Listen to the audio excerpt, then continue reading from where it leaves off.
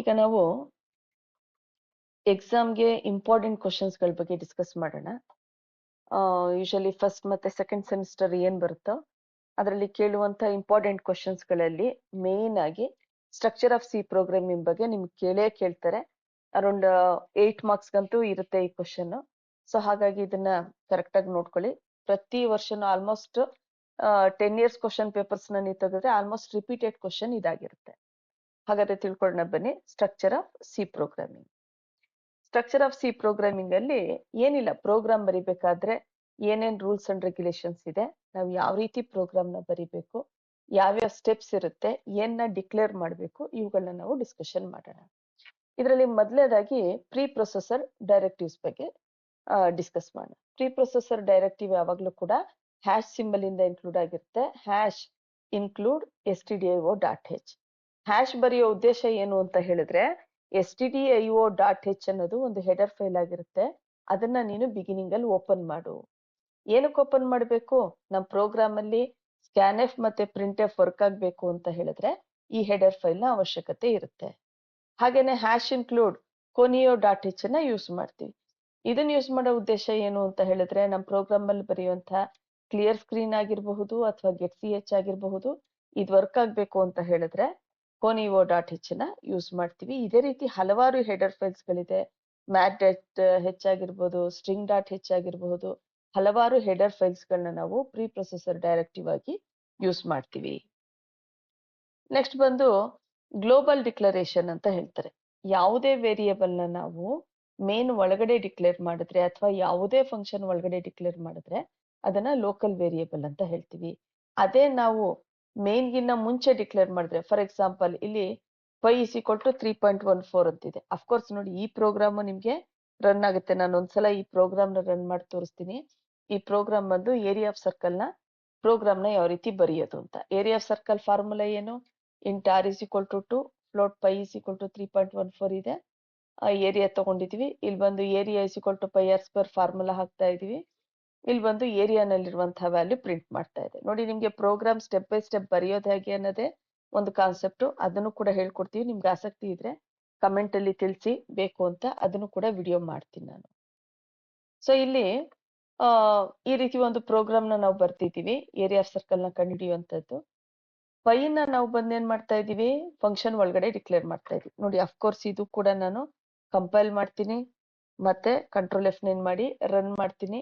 ನನ್ಗೆ ಆನ್ಸರ್ 12.56 ಅಂತ ಹೇಳಿ ತೋರಿಸ್ತಾ ಇದೆ. ಇಲ್ಲಿ ಯಾವ್ದ್ರ ಬಗ್ಗೆ ಡಿಸ್ಕಸ್ ಮಾಡ್ತಾ ಇದೀವಿ? ಗ್ಲೋಬಲ್ ಡಿಕ್ಲರೇಷನ್ ಅಂದ್ರೆ ಏನು. ಇದನ್ನೇ ನಾನು ಏನ್ ಮಾಡ್ತೀನಿ, ಗ್ಲೋಬಲ್ ಡಿಕ್ಲರೇಷನ್ ನ ಇಲ್ಲಿ ಡಿಲೀಟ್ ಮಾಡಿ ಮೇನ್ಗಿನ ಮುಂಚೆ ಬರುತ್ತೆ ಅದು ಗ್ಲೋಬಲ್ ಡಿಕ್ಲರೇಷನ್ ಆಗುತ್ತೆ. ನೋಡಿ, ಇಂಟ್ ಫ್ಲೋಟ್ ಅಲ್ವಾ ಇದು, float y is equal to 3.14. ನೀವು ಇಲ್ಲೇನಾದ್ರೂ ಬರೆದ್ರೆ ಇದನ್ನೇನಂತ ಹೇಳ್ತೀವಿ ನಾವು? ಗ್ಲೋಬಲ್ ಡಿಕ್ಲರೇಷನ್ ಅಂತ ಹೇಳಿ ಕರಿತೀವಿ. ಈಗ ಫಾರ್ ಎಕ್ಸಾಂಪಲ್ ಇದನ್ನ ರನ್ ಮಾಡಿದಾಗ್ಲೂ ನಮ್ಮ ಪ್ರೋಗ್ರಾಮ್ ಅದೇ ರೀತಿ ವರ್ಕ್ ಆಗುತ್ತೆ. ಇಷ್ಟೇ ತಿಳ್ಕೊಬೇಕಾಗಿರೋದು. ಗ್ಲೋಬಲ್ ವೇರಿಯೇಬಲ್ ಅಂದ್ರೆ ಮೇನ್ಗಿನ್ನ ಮುಂಚೆ ಬರಿತೀವಿ, ಅಂದ್ರೆ ಹ್ಯಾಶ್ ಇನ್ಕ್ಲೂಡ್ ಆದ್ಮೇಲೆ ಬರಿತೀವಿ. ಈ ರೀತಿ ಬರೆದ್ರೆ ಎಂಟೈರ್ ಪ್ರೋಗ್ರಾಮ್ ಅಲ್ಲಿ ಎಲ್ಲಿ ಬೇಕಾದ್ರೂ ಈ ವೇರಿಯೇಬಲ್ ನ ಯೂಸ್ ಮಾಡ್ಕೋಬಹುದು.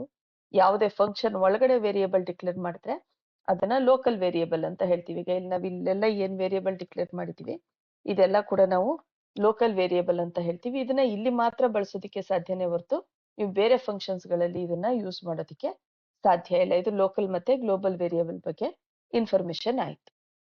ಅದಾದ ನಂತರ ನೆಕ್ಸ್ಟ್ ಮೇನ್ ಫಂಕ್ಷನ್ ಅಂದ್ರೆ ಏನು ಅಂತ ನೋಡೋಣ. ಇಲ್ಲಿ ವಾಯ್ಡ್ ಮೇನ್ ಅಂತ ಯೂಸ್ ಮಾಡ್ತೀವಿ. ವಾಯ್ಡ್ ಮೇನ್ ಅಂತಾನೂ ಬರಿಬಹುದು, ಅಥವಾ ನೀವು ಇಲ್ಲಿ ಬಂದು ರಿಟರ್ನ್ ಮೇನ್ ಅಂತಾನೂ ಕೂಡ ಬರಿಬಹುದು. ಇಂಟ್ ಮೇನ್ ಅಂತಾನೂ ಕೂಡ ಬರಿಬಹುದು. ನೋಡಿ, ಇಂಟ್ ಮೇನ್ ಬರೆದ್ರೆ ಕೊನೆಯಲ್ಲಿ ನೀವು ರಿಟರ್ನ್ 0 ಬರಿಬೇಕಾಗುತ್ತೆ. ಎರಡು ಮೆಥಡ್ ಅಲ್ಲಿ ನೀವು ಯಾವ ರೀತಿ ಬೇಕಾದ್ರೂ ಪ್ರೋಗ್ರಾಮ್ ನ ಬರೀರಿ, ತಪ್ಪಿಲ್ಲ. ಇಂಟ್ ಹಾಕಿದ್ರೆ 0 ರಿಟರ್ನ್ ಮಾಡ್ಬೇಕಾಗುತ್ತೆ. ವಾಯ್ಡ್ ಮೇನ್ ಹಾಕಿದ್ರೆ ಯಾವುದೇ ವ್ಯಾಲ್ಯೂನ ರಿಟರ್ನ್ ಮಾಡೋ ಅವಶ್ಯಕತೆ ಇರೋದಿಲ್ಲ. ವಾಯ್ಡ್ ಮೇನ್ ಅಂದ್ರೇನು? This is the starting point of the program. ಈಗ ನೀವು ಮೇನ್ಗಿನ ಮುಂಚೆ ಏನ್ ಬೇಕಾದ್ರೂ ಬರ್ಕೊಳ್ಳಿ, ಅದನ್ನ ಇದು ಎಕ್ಸಿಕ್ಯೂಟ್ ಮಾಡೋದಿಲ್ಲ. ಎಕ್ಸಿಕ್ಯೂಷನ್ ಪ್ರಾರಂಭ ಆಗದೆ ಮೇನ್ ಇಂದ. ಹಾಗಾಗಿ ಇದನ್ನ ವಾಯ್ಡ್ ಮೇನ್ ನ start point of the program ಅಂತ ಹೇಳಿ ನಾವು ಕರಿತೀವಿ. ಇದಾದ ನಂತರ ಇಲ್ಲಿ ಸಮ್ ವೇರಿಯೇಬಲ್ಸ್ ಗಳನ್ನ ಡಿಕ್ಲೇರ್ ಮಾಡಿದ್ವಿ. ನೋಡಿ ಡಿಕ್ಲರೇಷನ್ ಸೆಕ್ಷನ್ ಅಂತ ಹೇಳ್ತೀವಿ. ಡಿಕ್ಲರೇಷನ್ ಸೆಕ್ಷನ್ ಅಂತ ಹೇಳಿದ್ರೆ ನಾವಿಲ್ಲೇನು int r is equal to 2 float area ಅಂತ ಹೇಳಿದೀವಿ, ಇದನ್ನ ನಾವು ಡಿಕ್ಲರೇಷನ್ ಸೆಕ್ಷನ್ ಅಂತ ಹೇಳ್ತೀವಿ. ಯಾವಾಗ್ಲೂ ಕೂಡ ಪ್ರೋಗ್ರಾಮ್ ಬಿಗಿನಿಂಗ್ ಅಲ್ಲಿ ನಾವು ಡಿಕ್ಲರೇಷನ್ ಮಾಡ್ತೀವಿ. ಅದಾದ ನಂತರ ನೆಕ್ಸ್ಟ್ ಸ್ಟೇಟ್ಮೆಂಟ್ ನ ಇಲ್ಲಿ ಎಕ್ಸಿಕ್ಯೂಟ್ ಮಾಡ್ತಾ ಹೋಗ್ತೀವಿ.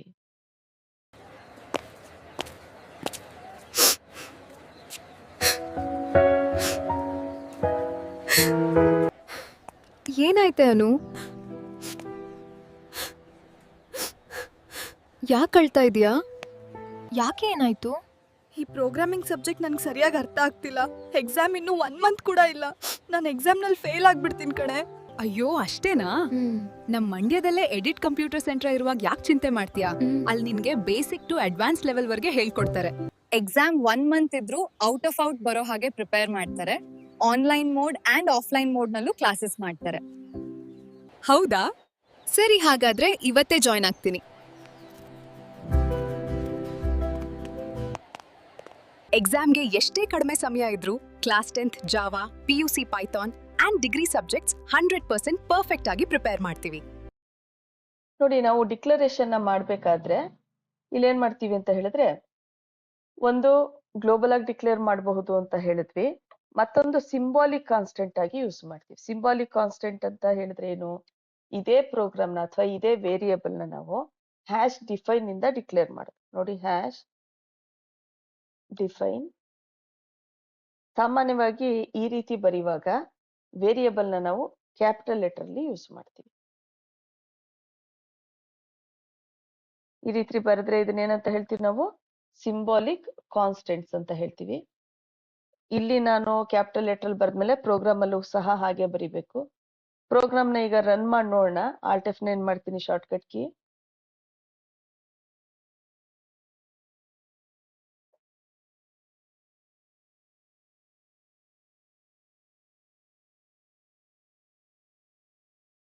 ನೋಡಿ, ಇಲ್ಲಿ ಸೆಮಿಕೋಲನ್ ಎಲ್ಲ ಕೊಡಬಾರ್ದು ಹ್ಯಾಶ್ ಡಿಫೈನ್ ನ ಕೊಡುವಾಗ, ಅದಕ್ಕೆ ಅದು ಎರರ್ ನ ಹೇಳ್ತು. ಇಷ್ಟೇ, hash define file equal symbol ಸಹ ಇಲ್ಲ, ಸೆಮಿಕೋಲನ್ ಸಿಂಬಲ್ ಕೂಡ ಹಾಕ್ಬೇಡಿ. ಅದೇ ರೀತಿ ನೀವು ಡಿಕ್ಲೇರ್ ಮಾಡಿ. ಈಗಲೂ ಸಹ ನಮ್ಗೆ ಸೇಮ್ ಆನ್ಸರ್ ನ ತೋರಿಸುತ್ತೆ. ಇದು ಯಾವುದೇ ರೀತಿಯ ಚೇಂಜಸ್ ಆಗೋದಿಲ್ಲ. ಅಂದ್ರೆ ವೇರಿಯೇಬಲ್ ನ ನೀವು ಲೋಕಲ್ ಆಗಿ ಡಿಕ್ಲೇರ್ ಮಾಡಬಹುದು, ಗ್ಲೋಬಲ್ ಆಗಿ ಡಿಕ್ಲೇರ್ ಮಾಡಬಹುದು, ಮತ್ತೆ ಸಿಂಬಾಲಿಕ್ ಕಾನ್ಸ್ಟೆಂಟ್ ಆಗಿ ಡಿಕ್ಲೇರ್ ಮಾಡಬಹುದು. ಸಿಂಬಾಲಿಕ್ ಕಾನ್ಸ್ಟೆಂಟ್ ಆಗಿ ಯಾವ ರೀತಿಯಾದಂತಹ ವೇರಿಯೇಬಲ್ ನ ಡಿಕ್ಲೇರ್ ಮಾಡಬೇಕು?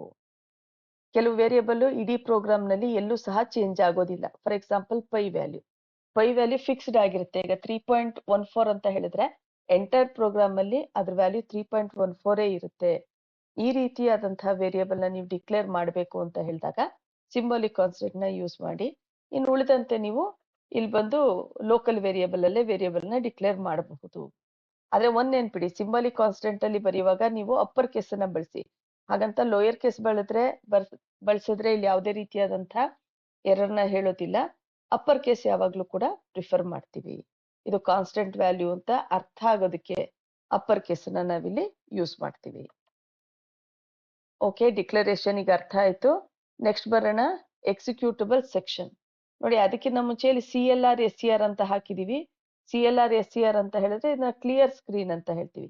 ನೋಡಿ, CLR SCR ಗೆಟ್ CH ನೀವು ಆನ್ಲೈನ್ ಕಂಪೈಲರ್ ಗಳಾದಂತಹ ಪ್ರೋಗ್ರಾಮೈಸ್ ಬೇರೆದ್ರಲ್ಲಿ ವರ್ಕ್ ಮಾಡಿದ್ರೆ ಇದ್ರ ಅವಶ್ಯಕತೆ ಬೀಳೋದಿಲ್ಲ. ಬಟ್ ಟರ್ಬೋಸಿ ನೀವೇನಾದ್ರೂ ಯೂಸ್ ಮಾಡ್ತಾ ಇದ್ದೀರಾ ಅಂತ ಹೇಳಿದ್ರೆ ಅಲ್ಲಿ ನಿಮ್ಗೆ ಈ ಫಂಕ್ಷನ್ಸ್ ಗಳ ಅವಶ್ಯಕತೆ ಬೀಳುತ್ತೆ. CLR SCR ಏನಕ್ಕೆ ಯೂಸ್ ಮಾಡ್ತೀವಿ ಅಂದ್ರೆ, ನಾವು ಕಂಪೈಲ್ ಮತ್ತೆ ರನ್ ಮಾಡಿದಾಗ ನಂಗೆ ಔಟ್ಪುಟ್ ಕ್ಲಿಯರ್ ಆಗಿ ಬರಲಿ ಅನ್ನೋ ಕಾರಣಕ್ಕೋಸ್ಕರ CLR SCR ಫಂಕ್ಷನ್ ನ ಯೂಸ್ ಮಾಡ್ತೀವಿ. ಗೆಟ್ CH ನಮ್ಗೆ ಇಮಿಡಿಯೇಟ್ ಆಗಿ ರಿಸಲ್ಟ್ ನ ಡಿಸ್ಪ್ಲೇ ಮಾಡುತ್ತೆ. ಗೆಟ್ CH ಬರಲಿಲ್ಲ ಅಂದ್ರೆ ಆಲ್ಟ್ F5 ಅಂತ ಹೇಳಿ ಮತ್ತೊಂದು ಕೀಯನ್ನ ಪ್ರೆಸ್ ಮಾಡ್ಬೇಕಾಗುತ್ತೆ. ನೋಡಿ, ಸಪೋಸ್ ನಾನು ಇಲ್ಲಿ ಗೆಟ್ CH ಬರೆಯೋದಿಲ್ಲ ಅಂತ ಅನ್ಕೊಳ್ಳಿ. ಬರಲಿಲ್ಲ ಅಂತ ಹೇಳಿದ್ರೆ ಈಗ ನಾನು ಏನ್ ಮಾಡ್ತೀನಿ, ಕಂಪೈಲ್ ಮಾಡ್ತೀನಿ. ಆಯ್ತಾ? ಓಕೆ, ಕಂಪೈಲೇಷನ್ ಆಯ್ತು. ನಂತರ ಇದನ್ನ ರನ್ ಮಾಡ್ತೀನಿ. ರನ್ ಆಯ್ತು. ಔಟ್ಪುಟ್ ಕಾಣಿಸ್ತಾ ಇದೆಯಾ? ಕಾಣಿಸ್ತಾ ಇಲ್ಲ. ಔಟ್ಪುಟ್ ನೋಡೋದಕ್ಕೆ ಮತ್ತೆ ಆಲ್ಟ್ F5 ನ ನೀವು ಪ್ರೆಸ್ ಮಾಡಬೇಕು. ಈ ರೀತಿ ಆಲ್ಟ್ F5 ನ ಪ್ರೆಸ್ ಮಾಡೋ ಪ್ರಮೇಯ ಬೇಡ ಅಂತ ಹೇಳಿದ್ರೆ ನೀವು ಗೆಟ್ CH ನ ಯೂಸ್ ಮಾಡ್ಬೇಕಾಗುತ್ತೆ. ಓಕೆ, ನೆಕ್ಸ್ಟ್ ಬರೋಣ ಎಕ್ಸಿಕ್ಯೂಟಬಲ್ ಸೆಕ್ಷನ್ಗೆ. ಎಕ್ಸಿಕ್ಯೂಟಬಲ್ ಸೆಕ್ಷನ್ ಅಲ್ಲಿ ನಾವು ವ್ಯಾಲ್ಯೂಸ್ ಅನ್ನ ಅಸೈನ್ ಮಾಡೋದಾಗಿರ್ಬೋದು ಅಥವಾ ಇವ್ಯಾಲ್ಯೂಯೇಷನ್ ಮಾಡೋದಾಗಿರಬಹುದು, ಫಾರ್ಮುಲಾಸ್ ಹಾಕೋದಿರ್ಬೋದು ಅಥವಾ ಡಿಸ್ಪ್ಲೇ ಮಾಡೋದಿರಬಹುದು, ಇವೆಲ್ಲವನ್ನು ಕೂಡ ನಾವು ಎಕ್ಸಿಕ್ಯೂಟಬಲ್ ಸೆಕ್ಷನ್ ಅಲ್ಲಿ ಬರಿತೀವಿ. ಇಲ್ಲೇನ್ ಬರಿತಾ ಇದೀವಿ, area is equal to pi r square formula ಹಾಕಿದ್ವಿ, ಇದು ಇವ್ಯಾಲ್ಯೂಯೇಟ್ ಆಯ್ತು, ಬಂದಂತ ಆನ್ಸರು ಏರಿಯಾದಲ್ಲಿ ಸ್ಟೋರ್ ಆಗಿದೆ. ಈಗ ಆ ವ್ಯಾಲ್ಯೂನ ನಂಗೆ ಡಿಸ್ಪ್ಲೇ ಆಗ್ಬೇಕು ಅಂತ ಹೇಳಿದ್ರೆ ಪ್ರಿಂಟರ್ ಸ್ಟೇಟ್ಮೆಂಟ್ ಯೂಸ್ ಮಾಡ್ತಾ ಇದೀವಿ.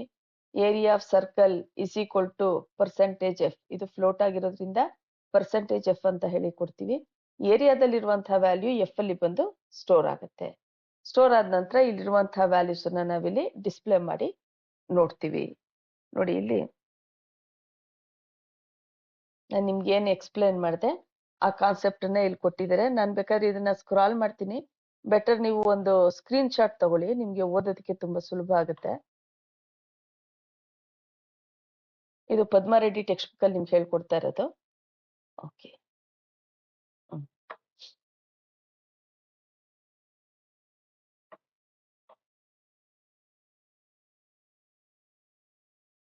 ಇದಾದ ನಂತರ ಪ್ರೋಗ್ರಾಮ್ ನ ಯಾವ ರೀತಿ ಎಕ್ಸಿಕ್ಯೂಟ್ ಮಾಡೋದು ನಾನು ಹೇಳ್ದಾಗೆ. ಸೊ ಆಲ್ಟ್ F9 ಮತ್ತೆ ಕಂಟ್ರೋಲ್ F9 ಕಂಪೈಲರ್ ಬನ್ನಿ, ಇಲ್ಲಿ ರನ್ ಅಂತ ಕೊಡಿ, ಕಂಟ್ರೋಲ್ F9 ಯೂಸ್ ಮಾಡಿ. ಕಂಪೈಲ್ ಬಂದು ಆಲ್ಟ್ F9 ಮಾಡಿದ್ರೆ ಕಂಪೈಲ್ ಆಗುತ್ತೆ, ರನ್ ಬಂದು ಕಂಟ್ರೋಲ್ ಪ್ಲಸ್ F9 ಮಾಡಿದ್ರೆ ರನ್ ಆಗುತ್ತೆ. ಈ ರೀತಿ ನಾವು ಪ್ರೋಗ್ರಾಮ್ ನ ಎಕ್ಸಿಕ್ಯೂಟ್ ಮಾಡ್ತೀವಿ. ಇದು ಎಕ್ಸಾಮ್ ದೃಷ್ಟಿಯಿಂದ ತುಂಬಾನೇ ಇಂಪಾರ್ಟೆಂಟ್ ಕ್ವಶನ್ ಆಗಿರುತ್ತೆ. ಹಾಗಾಗಿ ಇದನ್ನ ಚೆನ್ನಾಗಿ ಓದ್ಕೊಳ್ಳಿ. ನೆಕ್ಸ್ಟ್ ನಿಮ್ಗೆ ಏನಾದ್ರೂ ಕ್ವಶನ್ಸ್ ಗಳು ಅಥವಾ ಯಾವ್ದಾದ್ರು ಟಾಪಿಕ್ ಮಾಡ್ಬೇಕು ಅಂದ್ರೆ ದಯವಿಟ್ಟು ಕಮೆಂಟ್ ಸೆಕ್ಷನ್ ಅಲ್ಲಿ ತಿಳಿಸಿ. ಆ ಒಂದು ವಿಡಿಯೋನು ಸಹ ಅಪ್ಲೋಡ್ ಮಾಡೋಣ. ನಿಮ್ಗೆ ನಮ್ಮೊಂದು ವಿಡಿಯೋ ಇಷ್ಟವಾದಲ್ಲಿ ದಯವಿಟ್ಟು ಸಬ್ಸ್ಕ್ರೈಬ್ ಮಾಡಿ ಮತ್ತೆ ಶೇರ್ ಮಾಡಿ. Thank you.